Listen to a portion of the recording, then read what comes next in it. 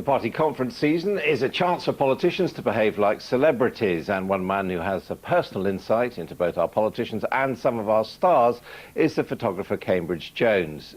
He's not only photographed them, but he's also asked them to choose a piece of music to be played while the viewer is looking at their portrait, and Cambridge Jones joins me now. Now, I just want to get this concept right, first of all. You go to a gallery, what do you have, all these hundreds of tunes going off around No, so you walk in and you look at each picture, and as you're looking at it, you'll be able to have headphones on to hear that track for that person. Oh, what, the headphones, you wander around the gallery and you get it? Well, it's Bluetooth connected. I'm not a great technology person, but that's how it works. But yeah, so there is one behind each frame, and it somehow I'm looking slightly dubious because I don't actually know. All right, well, let's sample a bit of Tony Blair as you'll experience it in the exhibition. I went to the crossroads,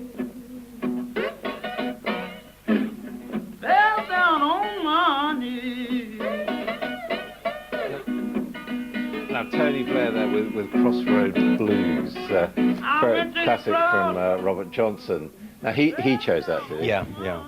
Would you think you want to get the message across? He was at a bit of a crossroads. I mean, I know. I was surprised, I have to say, when that choice came back, because I didn't get the choice at the time when we did the session. We did the session at number 10, and then I wrote back and said, "What is the track?" Because I do this quite a lot. Yeah. I forget the idea at the time I'm meant to be expecting. Yeah. Do you think there's a bit of sort of calculation in what they choose, so they want to get a message across, these politicians?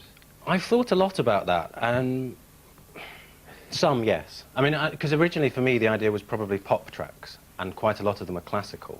And I wonder whether that's... But then if you think of Edward Heath or somebody, that's inevitable, because they do know a lot about it. But I mean, Michael Howard, for example, we see him as rather an austere figure, but he came up really with a soppy tune, didn't he? You can't tell me it's not worth dying for. You know it's true. Everything I do it for you. I suppose you could call that politicians' anthem. No, I did actually remember to ask him at the time, and I do remember what he said, and it doesn't shed a whole lot of light on it. He said, "I've been on Desert Island Disc, and I chose this, so I better choose it again."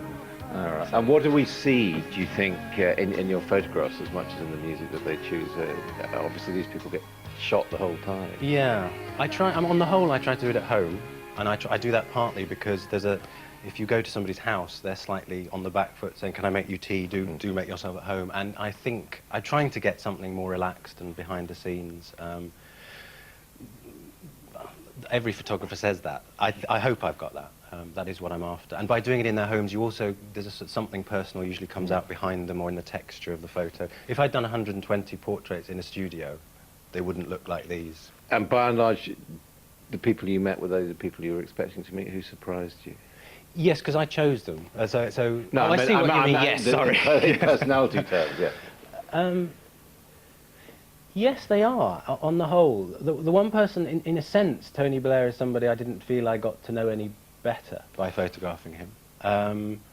Michael Howard, I thought I did, and Charles Kennedy probably as I expected. Of the other 100, my feeling coming out of it is these, on the whole, whether they are TV presenters or politicians or poets, is that they got to where they are because they are interesting, dynamic people, and that became evident, and charismatic people. Yeah. As I well. mean, you yourself have been an actor. Do you think that people who are used to being photographed look different from people who aren't used to being photographed?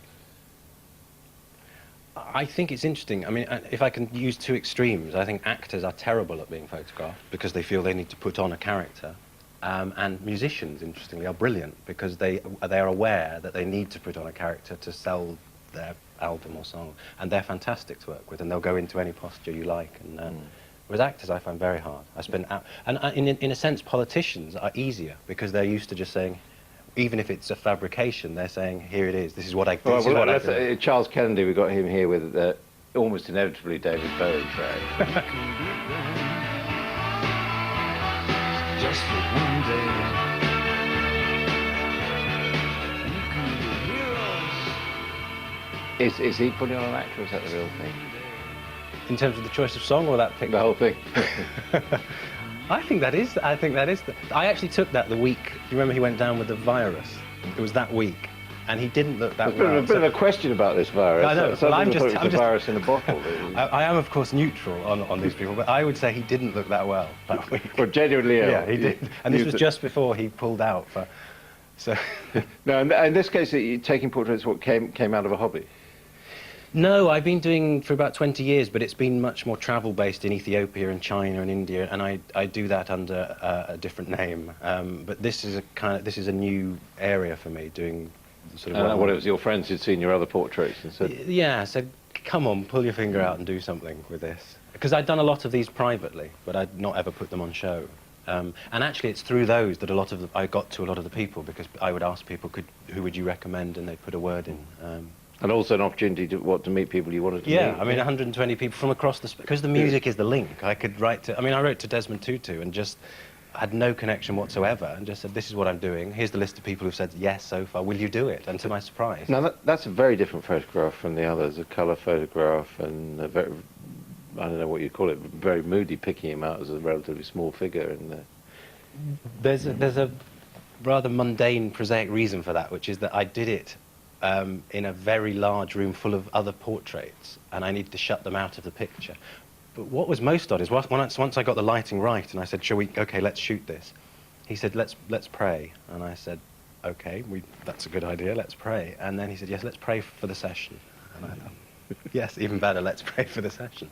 And so there we were, just the two of us and these lights in this room. He's a very off-putting fellow, Desmond Tutu. I interviewed him once, and he told me he was in the nude, but fortunately it was a phono.